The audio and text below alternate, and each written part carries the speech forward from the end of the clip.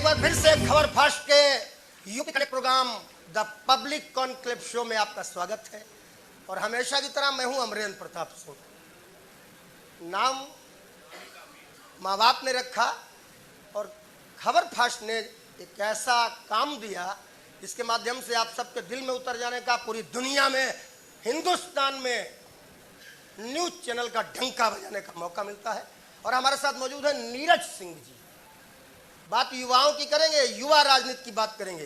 2047 में भारत कैसा होगा, इसका सवाल तो इसी यंग जनरेशन के व्यक्ति से ही पूछा जाएगा।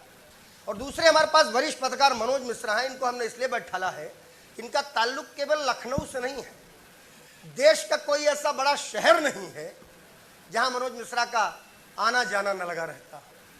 और जब पूरे देश में इनका आना जाना लगा रहता है तो पूरे देश की बात अगर हमें पूछनी है तो उसमें इनसे अच्छी कनेक्टिविटी किससे हो सकती है। माइक आगे दोनों आपके साथ मौजूद है। लाइट, कैमरा, साउंड सब ओके है। शुरुआत करें सर। नीरज जी, मनोज जी, ये पेपर है, इसको आप अपने पास रख सकते हैं क्योंकि हम जो भी पूछेंगे इसके अंदर से ही पूछेंगे। सिलेबस की बात है और सिलेबस देश का इसी में है। योगी राज के 8 साल, कितना कमाल या क्या कमाल और क्या सवाल, ये हमारे शो का कंटेंट है। तो हम सवाल पे ही सबसे पहले आ जाते हैं। ये देश सनातन से चलेगा या संविधान से? नीरज जी, माइक आगे उठाइए। इस देश को संचालित करने का काम निश्चित रूप से संविधान करता है। हमारे रूल्स, टर्म्स, कंडीशंस बनाने का काम हमारा संविधान करता है। पर हमारे जीवन शैली को, उसको सुव्यवस्थित और उसको सुसंस्कृत बनाने का काम हमारा सनातन संस्कृति ही करती है। मुझे लगता है सनातन निश्चित रूप से हमारी पहचान है, हमारे अस्तित्व का प्रमाण है। और संविधान निश्चित रूप से हमारी जीवन शैली को और किस प्रकार से बेहतर करके हर एक व्यक्ति को समान एक उसको व्यवस्थाएं देकर इस पूरे राष्ट्र को एक श्रेष्ठ राष्ट्र बनाने में अपनी भूमिका अदा करता है। मुझे लगता है दोनों समान रूप से महत्वपूर्ण है। आप दोनों को अलग रूप देकर अलग रूप में ना देखें, दोनों एक के ही पूरक हैं। और संविधान भी मुझे लगता है सनातन का ही एक छोटा सा रूप आपको दिखाई देता है। मनोज जी, नीरज जी ने कहा कि संविधान सनातन का ही छोटा सा रूप है, या सनातन और संविधान को अलग अलग नहीं माना इन्होंने। आपको क्या लगता है कि भारतीय संविधान, जिसमें एक बार संशोधन करके 2 वक्त शब्द शामिल किए गए, वो शब्द समाजवाद, वो शब्द जो शामिल किए गए, सामाजिक न्याय की शुरुआत जहाँ से कहते हैं कुछ नेता होती है, कि आज का भारत का संविधान जो है, जो कि संशोधित सही लेकिन है अभी लागू, क्या उसमें आपको लगता है कि सनातन की परिकल्पना संभव है? अमरेंद्र जी, चूँकि सनातन और संविधान जो सवाल आपका है, आज नवरात्र का पहला दिन है, हिंदू वर्ष, नव वर्ष पे आप सबको, आपकी पूरी टीम को, खबर फास्ट को बहुत बहुत बधाई, बहुत बहुत शुभकामनाएं। रही बात, नीरज जी ने बिल्कुल ठीक कहा कि एक सिक्के के 2 पहलू हैं। घर से गांव, गांव से शहर, शहर से देश बनता है। और घर से शुरुआत तो सनातन से ही होती है। हम आप किसी भी चीज़ की शुरुआत करते हैं तो दिल से होता है कि स्नान के बाद हम हाथ जोड़ें, और विषम परिस्थिति में हम याद करते हैं तो सनातन प्रक्रिया से ही याद करते हैं।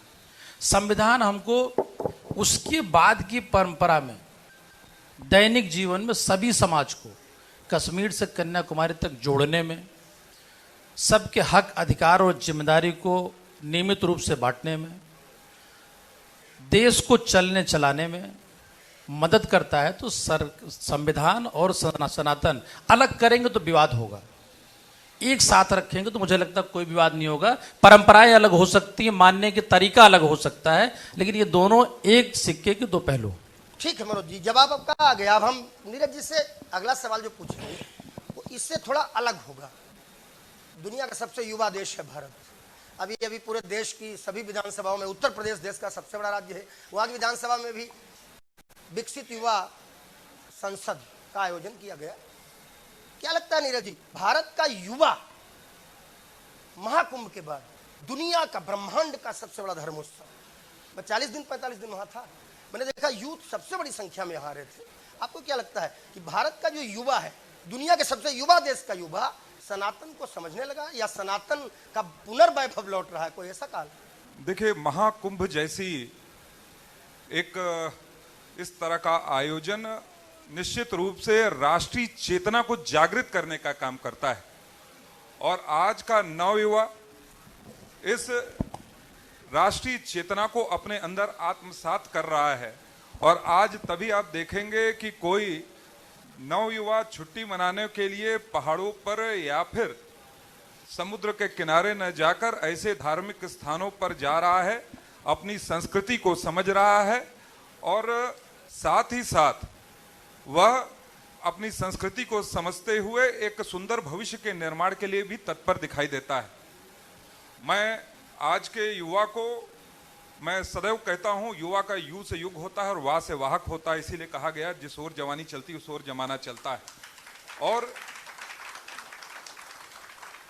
जहां हमारा युवा अपने आप अपनी संस्कृति के प्रति सम्मान रखेगा, अपने संस्कारों के प्रति आग्रह रखेगा, तो हमारी संस्कृति के अंदर ही वो मार्ग और वो प्रेरणा है जिससे आज हमारा युवा सिलिकॉन वैली तक अपनी छाप छोड़ रहा है।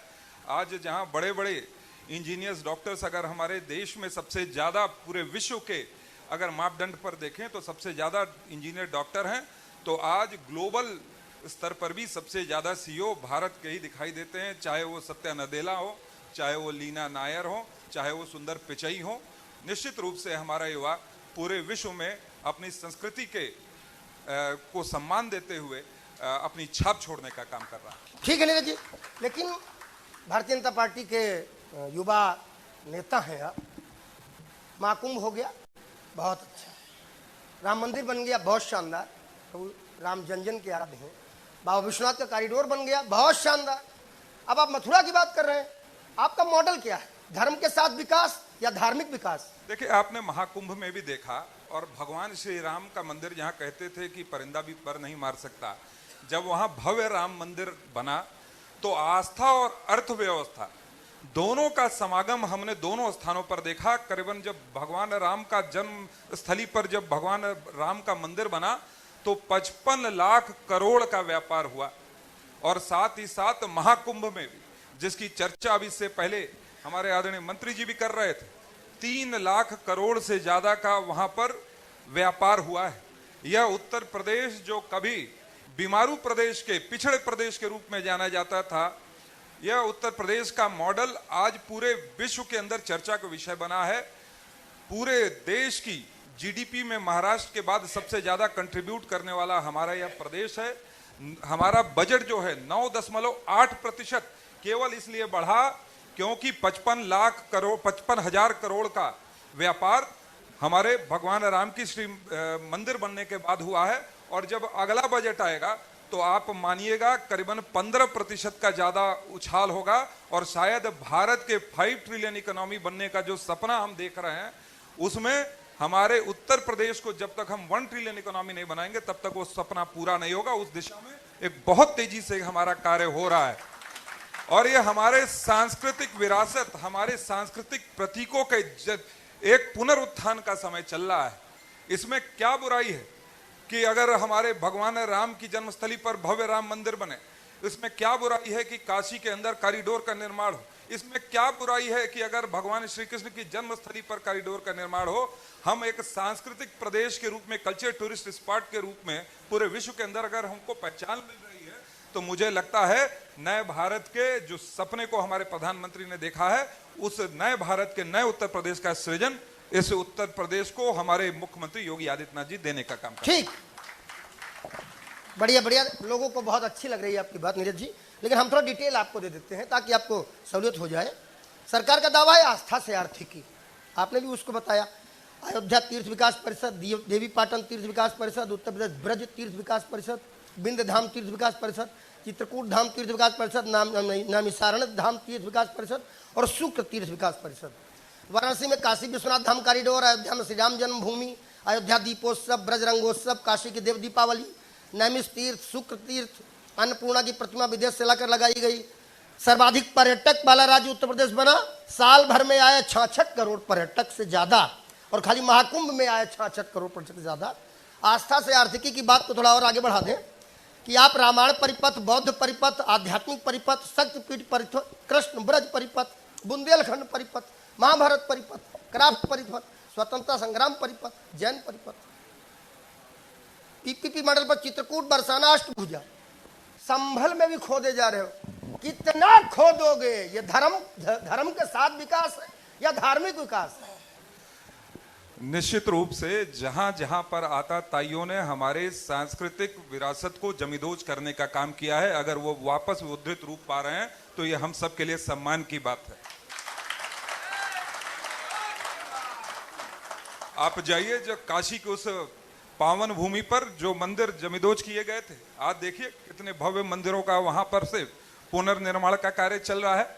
और देखिए, आप वो बात मत करिए जो जहां पर लोग औरंगजेब को उदाहरण के रूप पर लोग एक महापुरुष के रूप में स्थापित करने का काम कर रहे हैं। जिस व्यक्ति ने अपने पिता को आजीवन कारावास दे दिया हो, अपने भाइयों की गर्दनें उड़ा दी हो, अगर वो हमारे मॉडल बनेंगे तो मुझे लगता है हमें फिर से सोचने की आवश्यकता है कि हम किस दिशा में आगे बढ़ रहे हैं। और केवल आपने इतने हमारे मंदिरों और हमारे जो भी पावन तीर्थ स्थली हैं, ये सब आपकी सरकार का बहुत अच्छी बात है। और तेजी से इसका दिशा में काम होना चाहिए। मैं तो बहुत सराहना करता हूं। और मैं साथ ही साथ यह भी आपको बताना चाहूंगा कि इसके अलावा 6 एक्सप्रेसवे बनाए जा रहे हैं, और 6 तैयार हो चुके हैं, 11 अभी जल्द ही संचालित होने जा रहे हैं। पूरे देश के अंदर सबसे ज्यादा एयरपोर्ट अगर कहीं है तो हमारे उत्तर प्रदेश के अंदर है। मैं तो यह भी कहूंगा इसी मंच से कि अगर भगवान राम की जन्मस्थली पर भव्य राम मंदिर का निर्माण हुआ है तो उनके छोटे भाई लक्ष्मण की जन्म की कर्मभूमि लखनऊ में भी लक्ष्मण मंदिर का निर्माण होना चाहिए कि लोग आए तो यहाँ पर भी मतलब और कुछ नया शुरू कर दिया आपने। निश्चित रूप से हमारी आस्था, हमारे सांस्कृतिक विरासतों पर हमें गर्व होना चाहिए और बहुत तेजी से उस पर काम करने की आवश्यकता है। ठीक, मनोज जी आप भी बगल के ही रहने वाले हैं। हमने इतना गिनाया लेकिन इनका तो मन ही नहीं मान रहा। अभी इन्होंने लखनऊ में भी शुरू कर दिया, बता रहे हैं कुछ। अमरेंद्र जी, दरअसल महाकुंभ का जो समापन हुआ या महाकुंभ का आयोजन हुआ, मैं प्रयागराज की धरती से ही हूँ। और हमारे यहाँ जब रिटायरमेंट की उम्र के बाद लोग तीर्थ जाने की बात करते थे, गया से शुरू करते हैं और फिर वो चारों धाम करते हैं। देखने को बदलाव इसलिए मिला कि चूंकि पिछले 25 वर्षों से आपने जो परिचय दिया, पिछले 25 वर्षों में 13 राज्यों में काम कर रहा हूँ। उत्तर प्रदेश की तस्वीर मेघालय में भी बदली है, अंडमान निकोबार में भी बदली है और उन जगहों पर भी बदली है, लोगों के लिए बदली, सोच और विचार में बदली है। तो बाकी सारी चीज़ों में अगर मैं ये बात इसलिए कहूँगा कि जब कुंभ में 66 करोड़ भीड़ आने की बात हुई, लोग श्रद्धालु आए, तो उस दौरान आपको याद होगा विंध्यवासिनी, वाराणसी, अयोध्या, चित्रकूट और मथुरा के मंदिरों में भी लाखों करोड़ों लोगों की भीड़ थी। और जब ये भीड़ चल के आती है, दर्शन करने जाती है, तो उससे उद्योग और कई चीजें ऐसी होती जिसका विकास होता है। भाई आप पत्रकार हैं, मुझे लगा आप मेरा साथ देंगे। मतलब आप नहीं, मैं आप ही के साथ दे रहा हूँ। आप खोदते रहे ये। नहीं, मैं आप ही के साथ दे रहा हूँ।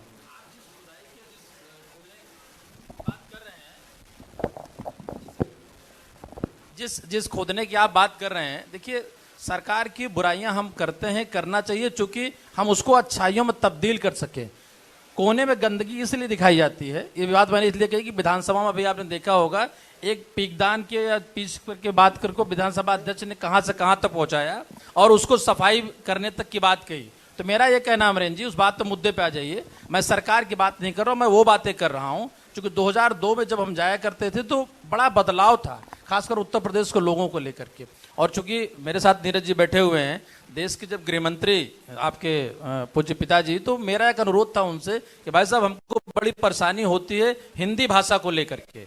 2017 में हिंदी भाषा को लेकर बिल पेश किया गया और कश्मीर से कन्याकुमारी तक प्रेस नोट अमरेंद्र जी वो अब हिंदी भाषा में जारी होने लगा है।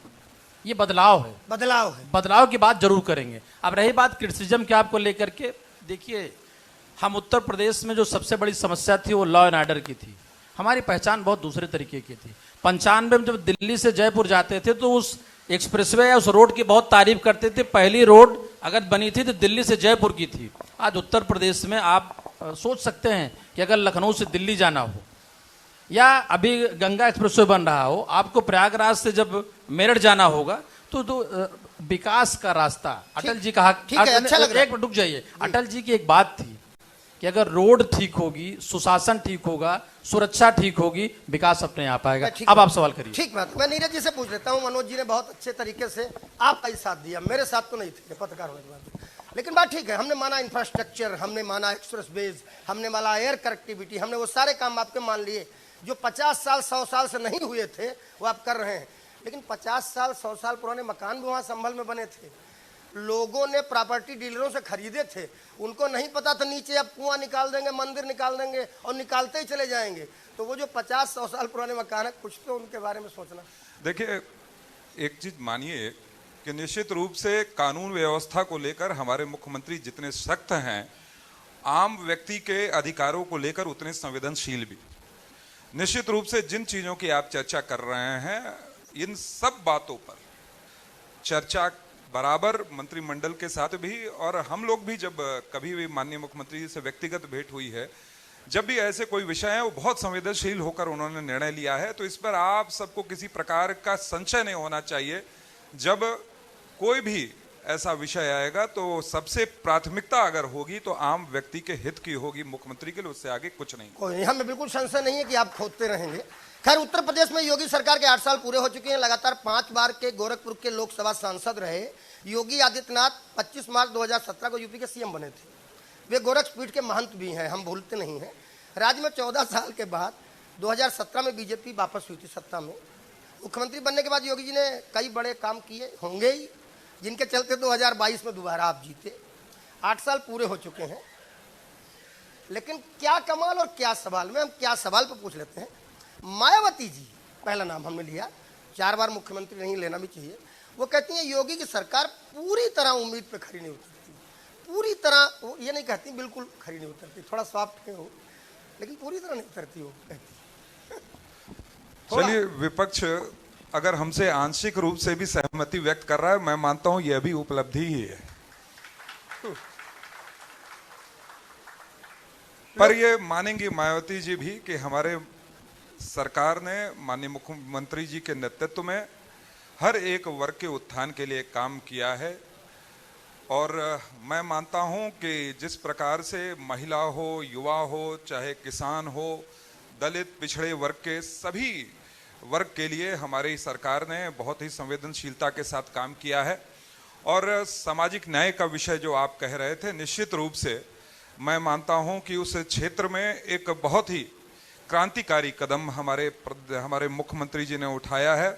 और जब तक एक पूरा एक होलिस्टिक अप्रोच के साथ, जब तक एक सर्वांगीण विकास की बात नहीं होगी, जहां पर सबको साथ और सबके विकास की बात नहीं होगी, तब तक एक सशक्त राष्ट्र की परिकल्पना पूरी नहीं हो सकती। उस राज हमको बाबूजी से हमको जी जनहित का सवाल, हाँ बिल्कुल आपके पास आएंगे, वो सेगमेंट में हम लेंगे। हमारे साथ जो भी लोग मौजूद हैं, आप यूथ हैं और हमें पता है युवा बिल्कुल राजनीति की बात नहीं करते, बात जनता से कनेक्टिविटी करते हैं। आपके आदरणीय पिताजी का हम सब बड़ा आदर करते हैं, हम सबको मौका मिला उनको सुनने का, लिखने का, पढ़ने का। हम आपसे पूछ लेते हैं, मायावती जी के सवाल पे हमने पूछा था, जनता में चर्चा है कि वो आपको बड़ा मानती हैं, आपको मतलब आपकी पार्टी को, और आपकी पार्टी भी आज उनको बड़ा मान रही है। जनता में तो ऐसी चर्चा है, इसलिए वो कहती हैं, पूरी बुराई नहीं करती कि सरकार पूरी तरह खराब नहीं है। नहीं, देखिए, विपक्ष के साथ कभी भी मतभेद हो सकता है राजनीति में, मनभेद नहीं होना चाहिए। ठीक है, मनभेद नहीं होना चाहिए। और ये इसमें कोई लोकतंत्र की यही खूबसूरती है कि पक्ष के विचार अलग अलग हो सकते हैं, पर कटुता बीच में नहीं होनी चाहिए। और मैं मानता हूं कि भिन्न भिन्न विचार रखना यही लोकतंत्र की खूबसूरती। बहुत बढ़िया, मनभेद नहीं होना चाहिए। हमारे संपादक जी ने हमको जब ड्राफ्ट लिखवाया था, तो हम आप अगले नेता की बात आपसे करेंगे, अखिलेश यादव, उत्तर प्रदेश के पूर्व मुख्यमंत्री, समाजवादी पार्टी के प्रमुख। वो कहते हैं 8 साल यूपी बर्बाद, और सवाल ही सवाल। आप कहते हैं मनभेद नहीं होना चाहिए, यहाँ तो हमको सब सीधे सीधे लिखते हैं कि 8 साल में यूपी बर्बाद, और सवाल ही सवाल। भाजपा के 8 साल का शासन जनता के साथ एक बेमिसाल धोखा है। 8 साल बेमिसाल। मुझे लगता है कि उन्हें आंकड़ों का अध्ययन करने की और भी आवश्यकता है। यह उत्तर प्रदेश, जैसे मैंने कहा कि पहले केवल एक एक्सप्रेसवे होता था, आज यहाँ पर 6 एक्सप्रेसवे बनकर तैयार हैं।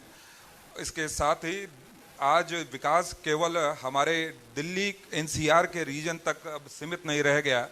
आज बुंदेलखंड जैसे पिछड़े क्षेत्रों में भी वहाँ पर सोलर के बड़े बड़े प्रोजेक्ट आ रहे हैं, डिफेंस कॉरिडोर का निर्माण हो रहा है।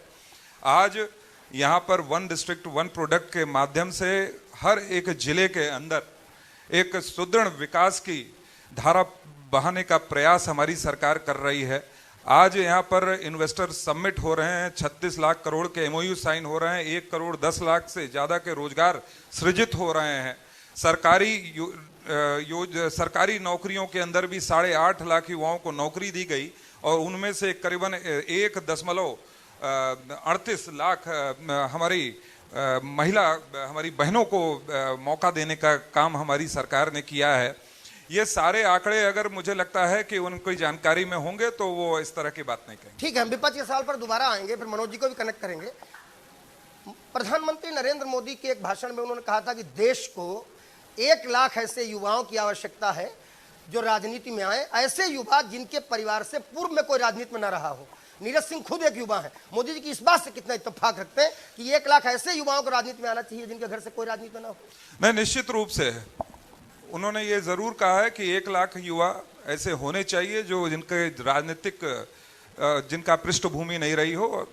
ऐसे युवाओं के माध्यम से राजनीति, देखिए, समाज बनाने का, केवल सरकार बनाने के लिए राजनीति नहीं करनी चाहिए। इसीलिए उन्होंने कहा कि ऐसे युवा भी जो विभिन्न वर्गों से आते हों, आकर राजनीति के अंदर एक सकारात्मक परिवर्तन लाने का काम करें। जो एक लैक ऑफ क्राइसिस है, जो लैक ऑफ क्रेडिबिलिटी है, जो क्राइसिस एक राजनीति में आया है, जब विभिन्न वर्गों से हमारे युवा आएंगे तो मुझे लगता है कि नई सोच के साथ एक नई राजनीति का सृजन होगा।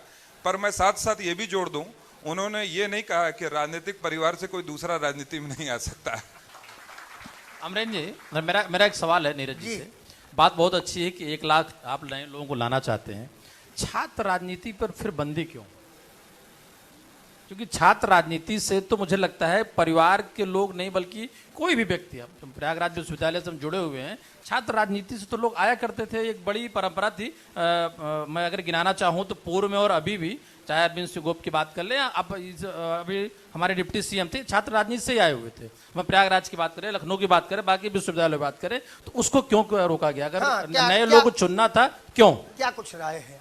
देखिए, छात्र राजनीति से निश्चित रूप से कई क्रांतिकारी नेता आज हमारे बीच में दिखाई देते हैं, पर बीच में कुछ सरकारों ने निश्चित रूप से जो छात्र जहां पर जाकर उन्हें शिक्षा प्राप्त करनी होती है, जहां से जाकर उनके अंदर संस्कारों का सृजन होता है, उसको दूषित करने का काम किया। उन्होंने अपने राजनीतिक हितों के लिए ऐसे शिक्षण संस्थान को जो है मोहरा बनाने का काम किया है। तभी निर्णय लेना पड़ा कि छात्र अभी राजनीति पर अभी तक कुछ समय के लिए तो रोक है, अब आगे जो सरकार समझेगी क्या परिस्थितियां बनती हैं उस अनुसार सरकार निर्णय लेगी। मुझे पूरा भरोसा है कि आगे भी हमें छात्र नेता देखने को जरूर मिलेंगे। ठीक, आज आ रहा है कांग्रेस के प्रदेश अध्यक्ष हैं, वो कह रहे हैं योगी जी सच छुपा रहे हैं, सरकार के कुशासन के 8 साल पूरे हो गए हैं। वो आगे कहते हैं कि अभिषेक प्रकाश कमीशन खोरी में शामिल हुए, या सच पूरे प्रदेश का व्यक्ति तो जानता है, लेकिन हर विभाग में ऐसे अभिषेक प्रकाश कहीं ना कहीं हैं। इस सच को छुपाया जा रहा है। और आखिरी सवाल वो कहते हैं कि किसान मजदूर को लेकर इस सरकार ने क्या किया?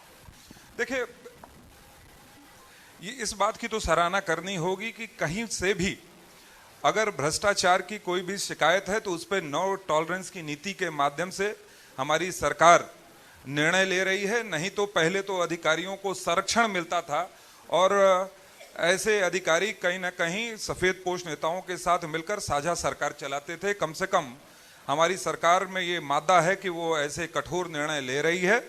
और साथ ही साथ जहाँ तक किसानों की बात उन्होंने कही, वो शायद भूल रहे हैं कि आज हमारे किसानों को सशक्त बनाने के लिए डायरेक्ट बेनिफिट ट्रांसफर के माध्यम से करीबन 3 करोड़ किसानों को 80,000 करोड़ देने का काम हमारी सरकार ने किया है। 1995 से लेकर 2016 तक जब दूसरी सरकारें रही, गन्ना किसानों को जो उन्होंने भुगतान किया था उससे 66,000 करोड़ ज्यादा भुगतान हमारी सरकार ने किया है। आज किसानों को भी अग्रिम पंक्ति में लाने का काम हमारी सरकार कर रही है और जो सबका साथ सबका विकास का जो मूल मंत्र हमारे प्रधानमंत्री ने दिया था उस पर तेजी से काम हमारे मुख्यमंत्री योगी आदित्यनाथ जी कर रहे हैं। ठीक, एक सवाल और आया है सामने, आराधना मिश्रा मोना जी ने उठाया है। उन्होंने कहा है कि महिलाओं के प्रति होने वाले अपराध एनसीआरबी की डाटा में उत्तर प्रदेश में सबसे ज्यादा है। भले उत्तर प्रदेश की जनसंख्या ज्यादा हो, लेकिन जब आप अपने आप को अग्रणी राज्य बताते हो तो महिलाओं के अपराध रुकने चाहिए, जो कि अब तक नहीं रुके हैं। उन्होंने कहा कि इस मामले में, और दूसरा उन्होंने कहा प्रति व्यक्ति आय के मामले में हम बिहार से भी पीछे हैं। नहीं, गलत वो बता रही हैं। प्रति व्यक्ति आय में हमारे यहाँ इजाफा हुआ है करीबन 30% का इजाफा प्रति व्यक्ति आय हुआ है। और एनसीआरबी के डेटा में भी उत्तर प्रदेश के अंदर नहीं, राजस्थान के अंदर उस समय जहां पर कांग्रेस की सरकार हुआ करती थी, वहां पर सबसे ज्यादा महिला अपराधों पर जो है वो लगाम लगाने पर राजस्थान की सरकार असफल रही थी। अब बदली हुई परिस्थितियों में जब वहां पर भजनलाल शर्मा जी के नेतृत्व में सरकार चल रही है, कानून व्यवस्था भी मजबूत हुई है और महिलाओं पर भी महिलाओं के प्रति जो अपराध भी थे उस पर भी ठोस कार्रवाई करने का काम हमारी सरकार कर रही है। मैं पर आपको ये भी बताना चाहूँगा कि महिलाओं की जब बात होती है तो मैं जिस प्रकार से संविधान के सबसे बड़े मंदिर में 33% का आरक्षण देने का काम हमारी सरकार ने किया है, ये हमारे सबका साथ सबका विकास केवल नारा देने को नहीं है, उस पर मजबूती से काम करने का काम हमारी सरकार ने किया है। आज शिशु मृत्यु दर हो चाहे मातृ मृत्यु दर हो, उसमें बहुत ज्यादा गिरावट हमारी सरकार के समय आई है। आज हमारी बहनों को लखपति दीदी योजनाओं के माध्यम से करीबन 31 लाख महिलाओं को चिन्हित किया गया कि वो सशक्त बन सकें और अपने स्वरोजगार के क्षेत्र में अपने आप को स्थापित कर सकें। और 2 लाख महिलाओं को चिन्हित करके हमारी सरकार ने काम भी चालू कर दिया है। हर क्षेत्र में हमारी महिलाएं बहनें आगे बढ़ सकें और जो आबादी है उसको भी इस देश के विकास में वो भी अपनी अग्रणी भूमिका निभा सके, हमारी सरकार काम कर रही है। इसीलिए बेटी बचाओ बेटी पढ़ाओ जैसे आंदोलन लगता था पहले की कोई चुनावी नारा है, पर आज 1000 पुरुषों पर आज 1017 महिलाएं इसी उत्तर प्रदेश के अंदर हो गई। ये पूरे राष्ट्र के लिए एक मॉडल के रूप में याद देखना चाहिए। ठीक है, आपकी बात को रियलिटी चेक कर लेते हैं। हमारे बीच में मनु द्विवेदी जी हैं, माइक उनके पास है। अभी नीरज जी ने जो बोला कि उत्तर प्रदेश जो है मातृशक्ति के मामले में बहुत सशक्त हो रहा है, आप इत्तेफाक रखते हैं या कुछ पूछना चाहेंगे? मैं सबसे पहले मनोज जी को बहुत धन्यवाद दूंगी। आपका क्वेश्चन मुझे बहुत अच्छा लगा। आपने कहा कि छात्र राजनीति में जो इलेक्शन बंद हो चुके हैं, युवा होने के नाते मैं नीरज जी सबसे पहले तो मैं आपको बहुत शुभकामनाएं दूंगी।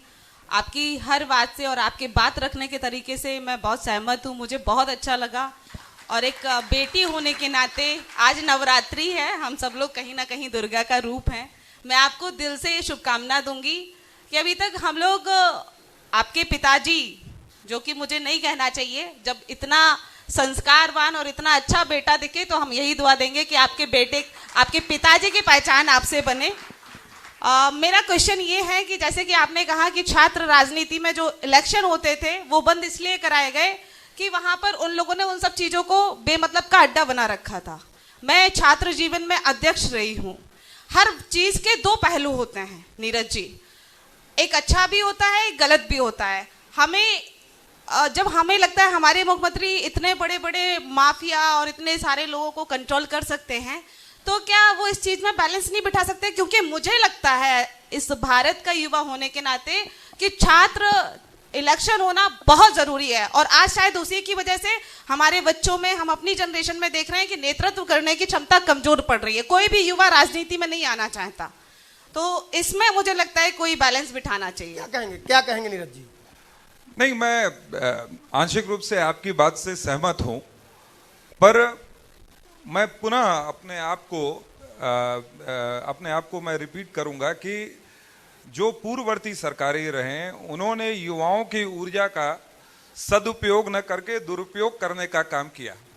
और मैं मानता हूं कि ये शिक्षण संस्थान जो समाज के अंदर एक ऐसे युवाओं का सृजन करते हैं जो एक सकारात्मक परिवर्तन ला सकते हैं, उनको दिग्भ्रमित करने का, उनको लोक लुभावन वादे कर कर उनको राजनीति में खींचकर उन्हें दूसरी दिशा में उद्वेलित करके लगा देने का काम कर रहे थे।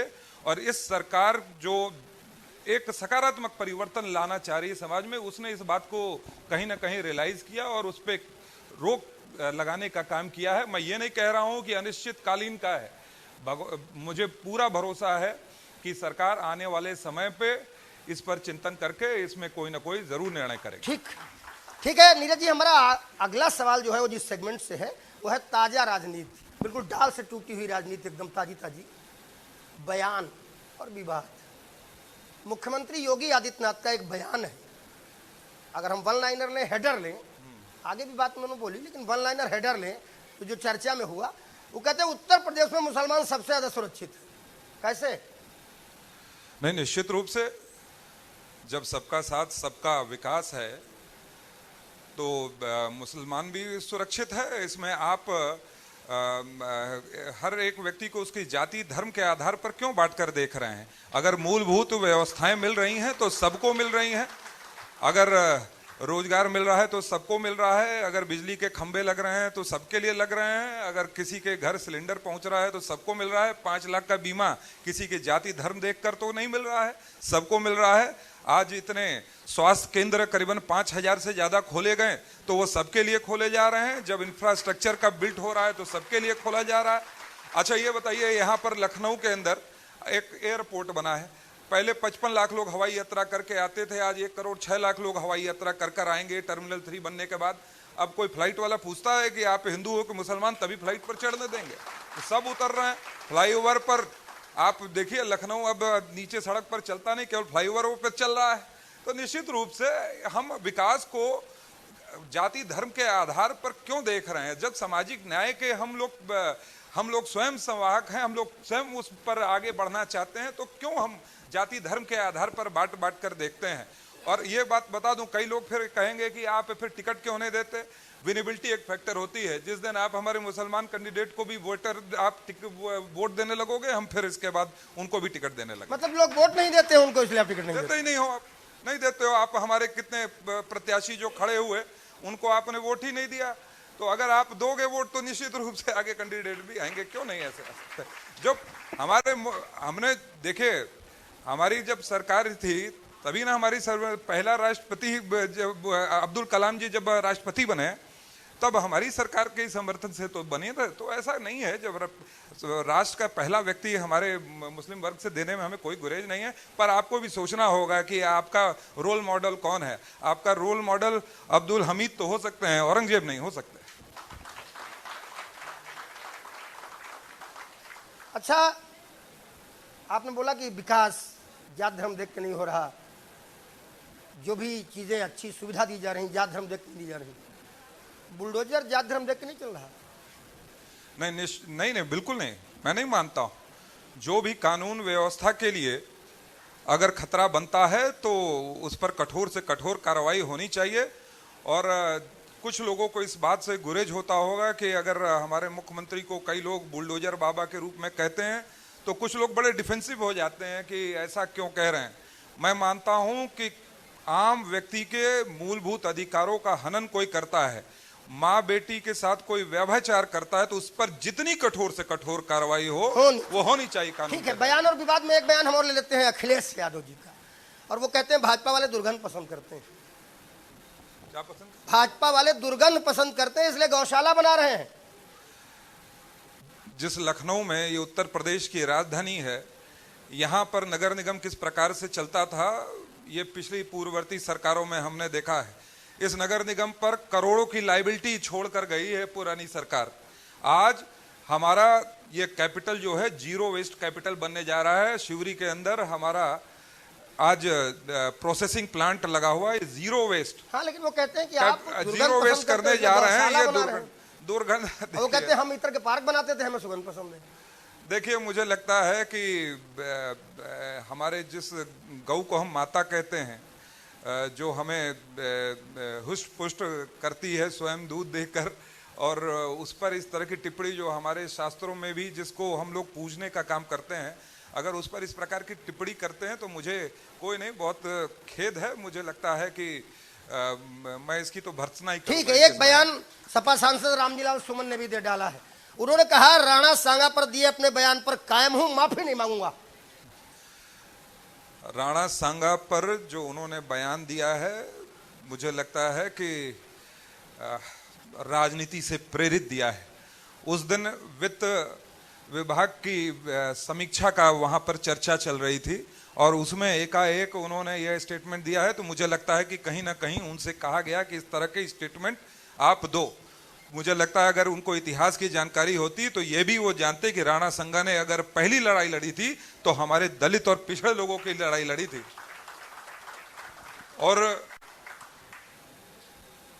पर मुझे लगता है कि कोरी राजनीति करने वालों को दंडित करने का काम आज का ये युवा वर्ग करेगा। युवा मैं आपको इसी मंच से मैं आप सबको मैं आह्वान करता हूं कि आप सब लोग आगे बढ़िए और ऐसे लोग जो आज भी जाति धर्म के आधार पर बांटकर राजनीतिक रोटियां सेक रहे हैं, उनको कहीं ना कहीं चिन्हित करने की आवश्यकता है। आज ऐसी क्या मजबूरी थी जहां पर वित्त विभाग के बजट की समय पर चर्चा हो रही थी, वहां समीक्षा चल रही थी, वहां पर इस प्रकार की टिप्पणी देना निश्चित रूप से कहीं ना कहीं उनको अपने आला नेताओं से कहीं ना कहीं संदेश था, इसीलिए इस तरह की चर्चा उन्होंने। ठीक है, बिल्कुल शो पूरा होने वाला है, लेकिन अगले सेगमेंट में मनोज जी मैं आपकी भी राय साथ में चाहूंगा। कुछ विवाद हैं, उन विवादों पर आपकी राय। आप 1 लाइनर, 2 लाइनर, 3 लाइनर। पहला विवाद औरंगजेब और अबू आसिम आजमी। क्या है ये? क्या अबू आसिम आजमी इस नियत से औरंगजेब के बारे में बात की? नहीं, अबू आजमी जी शुरू से ही वो विवादित बयान देते आए हैं और जैसी उनकी मानसिकता है, मुझे लगता है वो उनकी मानसिकता नहीं, उनकी पार्टी की भी मानसिकता को दर्शाता है। औरंगजेब का जो इतिहास रहा वो किसी से छिपा हुआ नहीं है।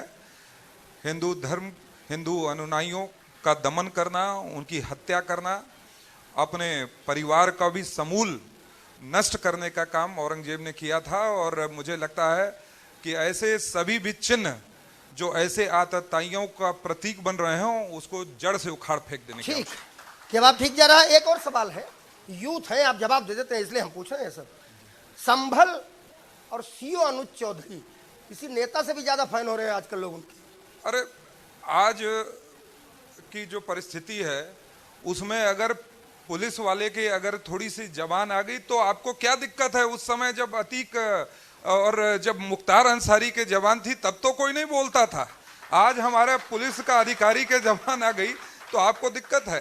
अरे पुलिस अधिकारी आज कम से कम उसके अंदर यह जज्बा तो है यह अगर कानून व्यवस्था के खिलाफ अगर वो लड़ रहा है तो उसको ऊपर से उसको हमारे नेतृत्व से कम संरक्षण है। उसके मुख्यमंत्री उसको इस बात के लिए कि नहीं तो पहले की सरकारें थी, कौन इस बात से इनकार करेगा कि वहां पर बिल्कुल साफ निर्देश था कि एक धर्म और एक जाति पर किसी प्रकार का कोई भी पुलिस कार्रवाई नहीं करेगी। इस बात से कौन इनकार करेगा? पर आज जो भी कानून को हाथ में लेगा, चाहे वो बड़े से बड़ा व्यक्ति हो, चाहे वो किसी भी जाति धर्म का हो, उस पर पुलिस अपना सख्त से सख्त कार्रवाई करेगी। कोई उसमें। मनोज जी, आपको क्या लगता है कि अनुज चौधरी की जो लोकप्रियता है बढ़ रही है, लोग उनके बयान सुनना चाहते हैं, आपको क्या लगता है? नहीं अमरेंद्र जी, बेसिकली मैं कानून का राज ही चाहूँगा। पत्रकार होने के नाते किसी व्यक्ति विशेष, किसी अधिकारी के नाम की इतनी चर्चा करने का कोई बहुत मतलब नहीं। ठीक है, अगर उन्होंने वहाँ की व्यवस्था बाकी चीज़ें देखी हैं तो बधाई के पात्र और ऐसे लोग होने चाहिए। कारण ये है कि सरकार के और जनता का फ्रंट फुट पर देखने वाला व्यक्ति और विचार करने वाला व्यक्ति, उनकी रक्षा करने वाला व्यक्ति अनुज चौधरी एक एग्जाम्पल हो सकता है। इससे बहुत सारे लोग हो जाएं, मुझे लगता है चीज़ें ठीक रहेंगी। ठीक है नीरज जी, मेला तो वो भी था जो आपने इलाहाबाद में लगाया, प्रयागराज में लगाया, जो आपने पूरी दुनिया में उसका ढंका बजाया आपने। मेला तो वो भी था, खूब लगाया आपने, बहुत अच्छा लगा। लेकिन नेजे मेले नहीं लगने दे रहे हो आप। नेजे मेले सालार मसूद गाजी की मज़ारों पर न जाने कब से लगते थे, उनके मेले काहे रोके दे रहे हो? अपने लगा रहे हो, उनको रोक रहे हो? नहीं नहीं, सभी को स्वीकृति है और कहाँ लगने दे रहे हैं? रोक दिया ना। नहीं नहीं, देखिए ये तो तय करने वाले जो है हमारी जो एजेंसियां हैं, जो एनओसी देती हैं, जो वहां पर जो अनुशंसा करती हैं, उनके आधार पर ही होता है। आपके जिनसे करिए आक्रांता के नाम पे मेले नहीं लगेंगे। किसके नाम पे? आक्रांताओं के नाम पे। नहीं तो सालार मसूद गाजी, ये तो उनको ही तय करने दीजिए कि वो किसके मेले लगेंगे, किसके नहीं लगेंगे, और कहाँ पर वो सुचारू व्यवस्थाएं दे सकते हैं, उसी के अनुसार पर लगेंगे। जो अनुशंसा करेंगे वहां पर लगेगा, और जहां पर लगता है कि वहां पर लगने से उस प्रकार की व्यवस्थाएं वहां पर नहीं उपलब्ध हो पाएंगी तो वहां नहीं लगेंगे। उसमें ज्यादा उसमें डेप्थ में जाकर कोई उसका कोई अर्थ मत ढूंढिए। अमरेंद्र जी, अच्छा हाँ बिल्कुल मनोज जी। अमरेंद्र जी, मेरा बीच में टोकना था। दरअसल नीरज जी, एक हमेशा रहा है कि जहां पर बहुसंख्यक और अल्पसंख्यक की बात बार बार करके सुरक्षा देना और नहीं देना, वो अफगानिस्तान से लेके पाकिस्तान से लेके ताज़ा बांग्लादेश आप देखेंगे तो चूंकि आज नवरात्र का पहला दिन है और कल ईद होने जा रही है, हम लोग हमेशा चर्चा करते हैं कि साहब रोजा अफ्तारी हुई है नहीं हुई, किसी ने फलाहार की चर्चा की क्या, और नहीं की तो क्यों? आपकी सरकार चूंकि 9 दिन नवरात्र है, क्या फलाहार का आयोजन आप लोग करने जा रहे हैं? सवाल है। नहीं, निश्चित रूप से फलाहार के आयोजन जो है हमारे यहाँ 9 दिन चलते हैं और 9 दिन चलेंगे। और ईद के दिन भी हम सभी लोग, ये लखनऊ की धरती है, यहाँ पर ईद के दिन भी हम शायद अपने इसलिए पूछ रहे हैं कि सौगातें मोदी आ रही है तो फलहारे मोदी भी आ नहीं नहीं, हमारे 9 दिन के आयोजन पूरे नवरात्रि के रहते हैं और फलाहार का आयोजन होता है। और ईद के दिन भी हम अपने सभी भी जो मुस्लिम भाई बंधु हैं उनके यहाँ जाते हैं। बहुत हम लोग जो है अटल जी की इस कर्मस्थली पर बहुत ही सद्भाव के साथ रहते हैं और कहीं पर भी कोई दुराव की स्थिति नहीं है। सब लोग मिलजुल कर यहाँ लखनऊ में ठीक है।